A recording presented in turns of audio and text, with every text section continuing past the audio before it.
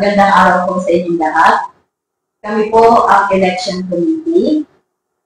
Ang bumubuo po ay ako, si Melvin Santiago, ang aking pong Vice Chairman, Mrs. Vilma Bipinosa, at Ninang Zenaida Malyari. Sa kadahilanan po ang inyong lingkod ngayon ay kumakandidato para sa desisyon ng Election Committee. Pinauubaya ko po sa oras na ito ang panunungkulan sa aking Vice Chairman para sa mga proseso ng ating gagawin sa eleksyon.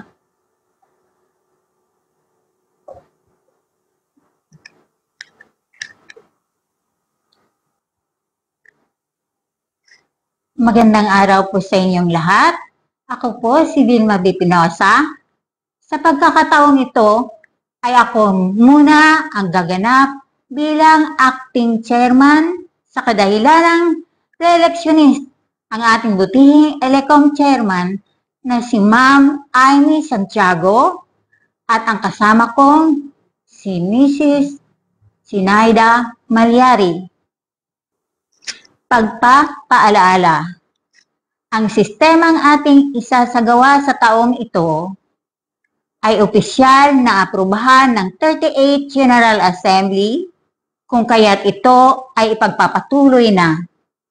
Ang lahat ng kaganapan at panuntunang nababanggit ay isasagawa sa alinsunod sa alituntuning nakatagda sa panahong isasagawa ang araw ng 39th Annual General Assembly ay iaayon sa kasalukuyang sitwasyon sakaling muling magkaroon ng hindi inaasahang pangyayari kahalintulad ng COVID-19 pandemic. Sa pamamahala ng OLOF-CCO, bagamat 100% na ang pahintulot sa mga malakihang pagpupulong ay bibigyan pa rin natin ng pagkakataong magdesisyon ang ating mga kamay-ari kung tutunghayan pa nila ang kaganapan at kabuuan ng 39 Annual Regular General Assembly Meeting na live o di kaya o via online na lamang. Pagpaparehistro o registration. Pre-registration period ay naganap na mula nung unang araw ng distribution ng Notice of 39 ARGAM noong December 2, 2024 na nagtapos noong ika-31 ng Enero 2025, araw ng Biyernes. Nagtalaga ng mga kawaning mag-iikot, officers, department heads, collectors, upang puntahan ang mga kamay-ari na nasasakop ng parokya at nasa labas nito. Maaari din magparehistro sa mismong tanggapan ng OLOF-CCO during office hours. Registration proper. Ito naman ay gaganapin sa mismong araw ng 38th Annual General Assembly sa ika-8 ng Marso 2025 mula alas 8 ng umaga hanggang alas 12 ng tanghali. Lamang sa harapan ng OLOF-CCO building. Opisyal na magsasara ang registration of election sa ganap na 12 ng tanghali. Abangan ang ipapadalang text messages para sa instruction sa kung ano ang dapat gawin.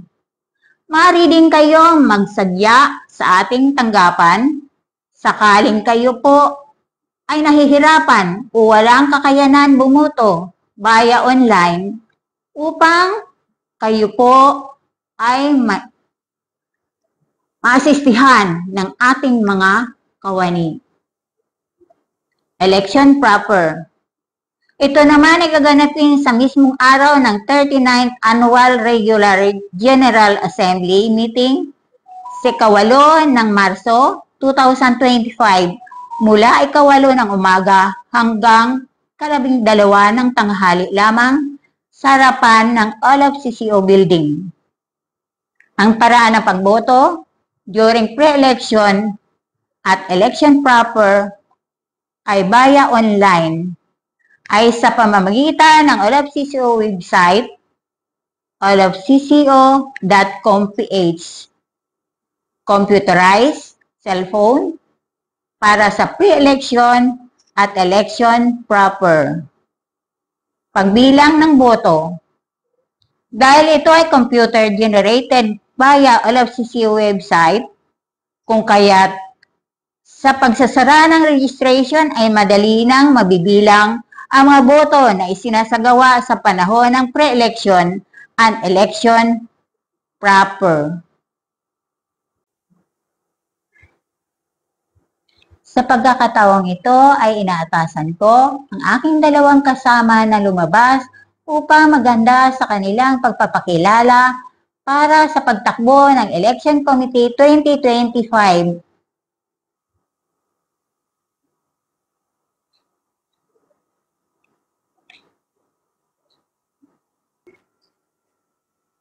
Sa pagkakataong ito, bago ko po formal na bubuksan ang ating pre-election period na sisimulan sa araw na ito ng 3 ng Pebrero at magtatapos ng 21 naman ng Pebrero 2025, ay bigyan po natin ng pagkakataon ang mga qualified na kandidato na ipakilala ang kanilang mga sarili para sa lupong patnubutan o Board of Directors.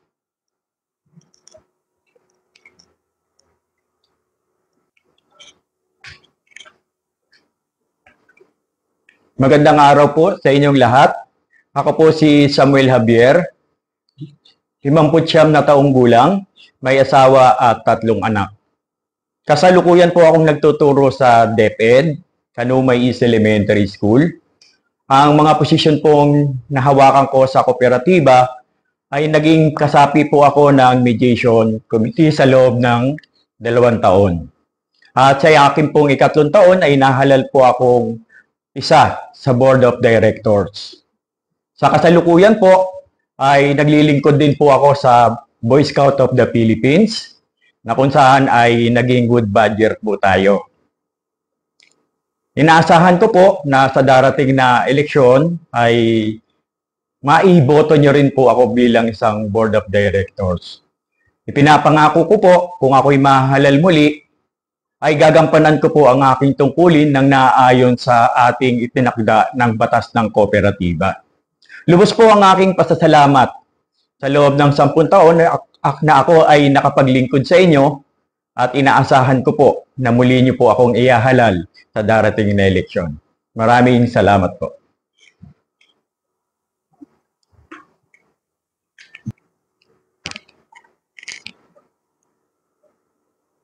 Magandang araw po sa kanilang lahat.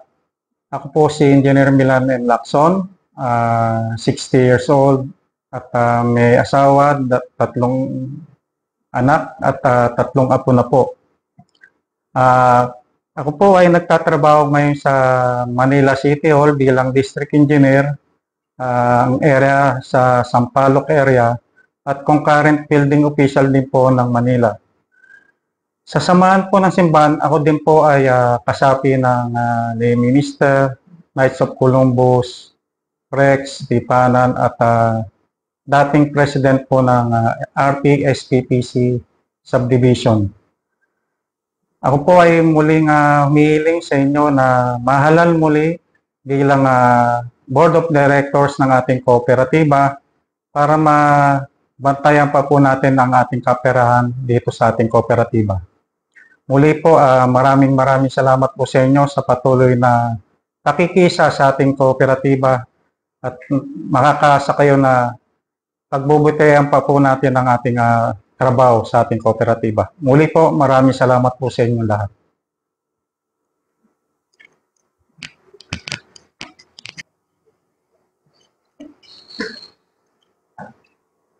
Magandang araw po sa inyong lahat.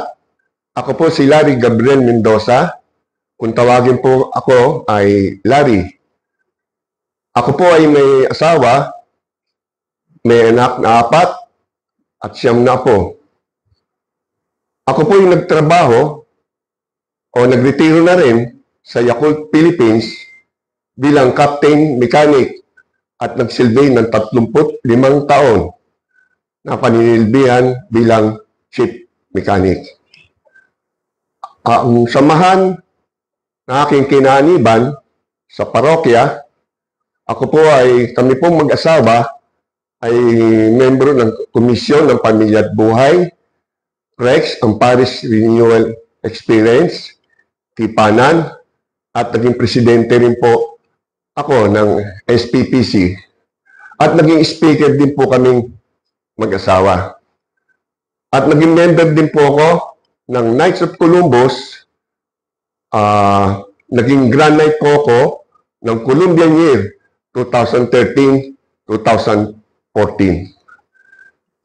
Muli, ako po ay muling tatakbo bilang Board of Director at hinihingi ko sa inyo ang tiwala. At kung ako po ay mananalo, ibibigay ko po ang aking best at para sa ikaunlad ng ating kooperatiba at mga kasama kong kamay-ari. Muli, pauna, nagpapasalamat po ako sa inyo at God bless.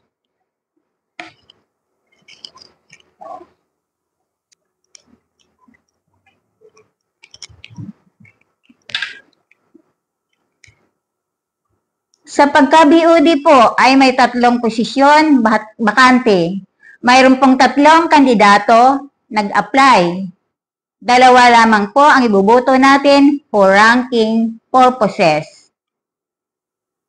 Para sa Audit and Inventory Committee ay magpapakilala.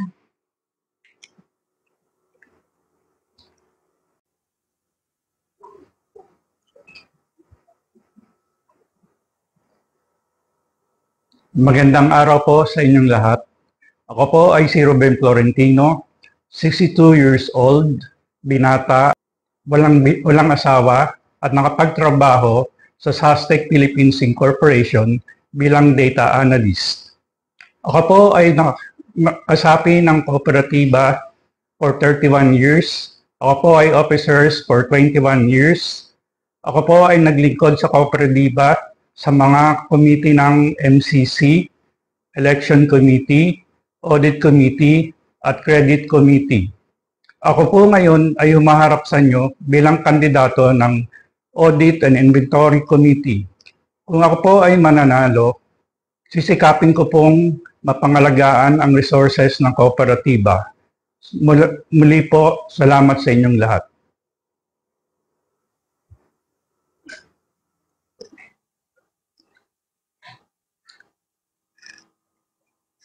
Magandang araw po mga kamayari. Ako po si Antonio Monroy.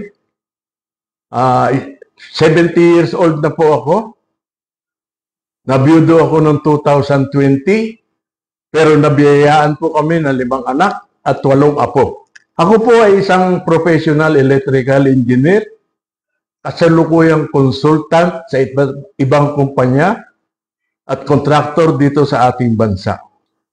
Naglilingkod po ako dito sa ating kooperatiba bilang Mediation and Conciliation Committee simula noong 2017 hanggang sa kasalukuyan. Naging kamay-ari po ako noong 1997. Ako po ay isang layperson ng Pucolari Movement at kasapi din po ako sa Knights of Columbus 6185. Coordinator din po ako ng Sinag Hospital Volunteers, kung saan kami po ay regular na bumibisita sa ating mga kapatid na may sakit sa mga DOH accredited hospital at sa National Bilibid Prison ng Bureau of Correction. Bukod po dito, kasapi din po ako ng Institute of Electrical Engineers Incorporated. Kung ako po ay papalarin na maiboto ninyo sa darating na halalan bilang Audit and Inventory Committee. Kung ako po ay papalarin na maiboto nyo ako bilang Audit and Inventory Committee, makakaasa po kayo na pagbubutihin ko po ang ipagkakatungala ninyong posisyon upang maging matatag palalo ang ating kooperatiba. Maraming salamat po. Magandang araw, mga kamay-ari.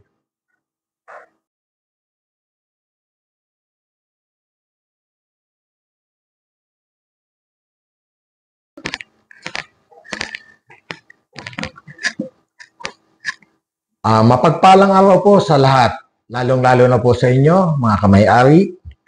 Ako po si Jonathan Puno. Tawagin niyo na lamang po akong John. Ako po ay 61 years old. Ako po ay may asawa, may isang anak na babae, at may 2 apong lalaki. Ako po ay isang inhinyero sibil o civil engineer. Ang ako po ay 12 taon sa general construction at 17 years naman po sa ospital. Kung saan, sa ngayon po, ay tumatanggap na lamang po ako ng consultation or even a design and construction. Naging kamay-ari po ako noong 2006 at nagkaroon po ako ng re-entry ng 2019. At doon po sa mga pagkakataon na yon, sa bawat entry ko po ay nagiging opisyalis po ako. At nito pong 2024, ako po ay tumanggap ng Loyalty Award from our kooperatiba bilang isang kamay-ari at opisyalis. Ang iba ko pa pong organisasyon o kinasasapian sa ating parokya o simbahan, National Shrine of Our Lady of Fatima, una po ay ang Knights of Columbus, kung saan ako po ay kasapi nito simula pa po 1997 at sa taong 2002 hanggang 2004 ako po ay naging past Grand Knight or Grand Knight at kasapi rin po ako ng lay minister ng Adorasyon Nocturna Pilipina, Rex, at Commission on Social Action Chairman po sa kasalukuyan. At ito nga po, isa pa rin pong opisyalis ng Our Lady of Fatima Credit Cooperative. Ang aking pong mabibitawang salita lamang po sa inyo bilang aking pangako ay ang aking pagiging matapat sa ating kooperatiba at sa inyong mga kamay-ari. Kaya muli po, ako po ay tumatakbo bilang Audit and Inventory Committee member. Ito pong General Assembly papasok. Kaya, supportahan niyo po ako at maraming salamat po. Magandang araw.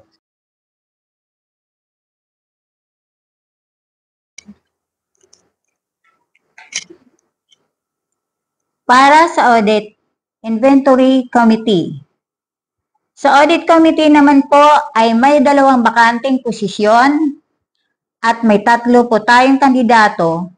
At for ranking purposes din po, ay isa lamang ang ating iboboto. Para sa election committee, pakinggan po natin ang kanilang pagpapakilala.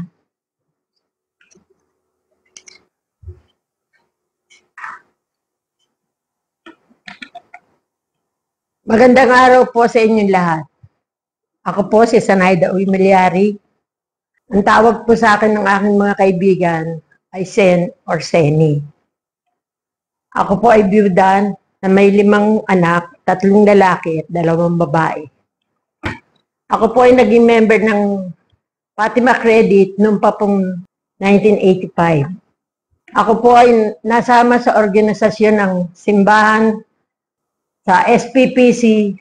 Ako po ay naging president ng Upper Lower Tamaraw doon. Ganyan din po, naging member din po ako ng DMI. 8 years po akong naging regent doon. Member din po ako ng Black Rosary.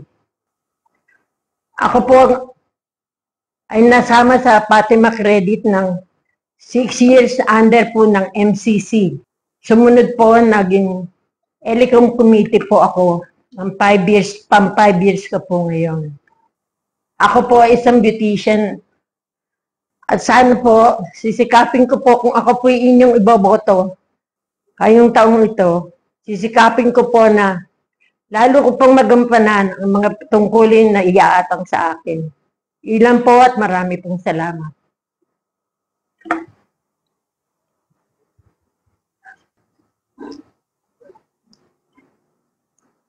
Magandang araw po sa inyong lahat.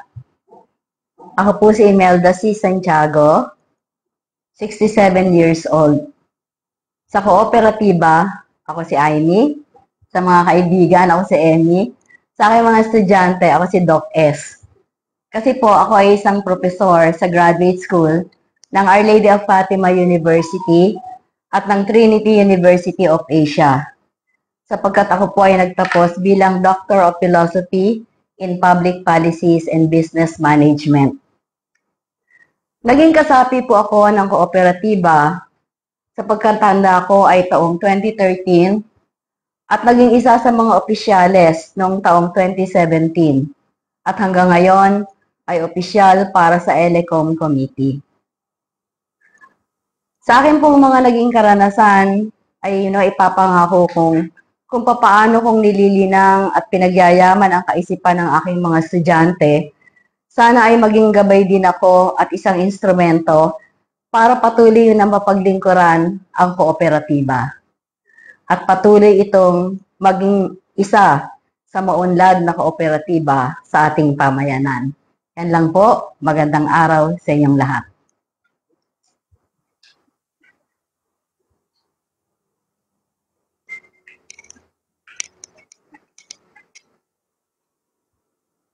At para sa posisyon naman po ng Election Committee ay may 2 pwesto na bakante at mayroon din po tayong 2 kandidato. Kaya isa lamang po din ang ating iboboto for ranking purposes. Sa panahon ng halalan na itinakda, pre-election February 3 to 21, 2025, at election proper March 8, 2025, ay makakatanggap ang mga members in good standing ng isang 39th Annual General Assembly ticket na may kalakip na D1 food stamp dito, souvenir announce report, t-shirt stamp, D3 raffle stamp, D4 grocery stamp at ballot stamps. Raffle. Ang raffle ay gaganapin ng live, katulad ng isang taon at nakaraang pang mga taon sa iba't ibang oras habang ginaganap ang 39 ARGAM ng face-to-face at kung naka-online ay gamit ang Zoom link ang kamay-ari, kundi man physically present sa ginaganap na GA sa oras ng matawag ang pangalan nito. Kapag wala sa dalawa ay forfeited ang nanalo at muling bubunot ng mananalo. Gagamitin ang naiwang bahagi ng raffle ticket para makuha ang premyo sa tanggapan ng all of CCO. No ticket, no prize. Sa pagkakataong ito, sa kapangyarihang pinagkaloob sa akin ng General Assembly, ay formal kong binubuksan ang election period sa araw na ito sa ika-3 ng Pebrero 2025 sa ganap na ika-9 ng umaga.